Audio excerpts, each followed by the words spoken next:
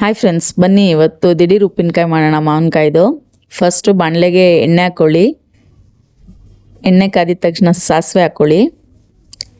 ಸಾಸಿವೆ ಸಿಡಿದ ಮೇಲೆ ಜಜ್ಜಿಟ್ಟಿರೋಂಥ ಬೆಳ್ಳುಳ್ಳಿ ಹಾಕ್ಕೊಳ್ಳಿ.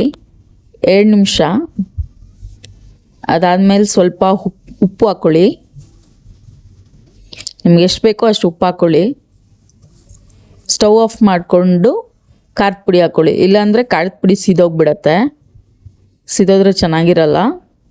ಸ್ಟವ್ ಆಫ್ ಮಾಡಿಕೊಂಡು ಖಾರದ ಪುಡಿ ಹಾಕ್ಕೊಳ್ಳಿ.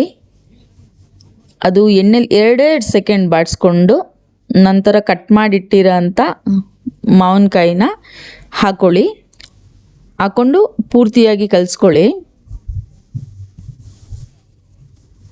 ನೋಡಿ, ರೆಡಿ ಆಯಿತು ದಿಢೀರ್ ಉಪ್ಪಿನಕಾಯಿ. ತುಂಬ ಟೇಸ್ಟಿಯಾಗಿರುತ್ತೆ. ಮೊಸರನ್ನ ಜೊತೆ ಅಂತೂ ತುಂಬ ಚೆನ್ನಾಗಿರುತ್ತೆ. ಟ್ರೈ ಮಾಡಿ ಹೇಳಿ ಹೇಗಿದೆ ಅಂತ. ತುಂಬ ಈಸಿಯಾಗಿ ಮಾಡ್ಬೋದು. 2 ನಿಮಿಷ ಅದರಲ್ಲೇ ಅನ್ನ ಕಲಿಸ್ಕೊಂಡು ತಿನ್ಬೋದು. ತುಂಬ ರುಚಿಯಾಗಿರುತ್ತೆ. ಬಿಸಿ ಅನ್ನಕ್ಕೆ ಟ್ರೈ ಮಾಡಿ ನೋಡಿ.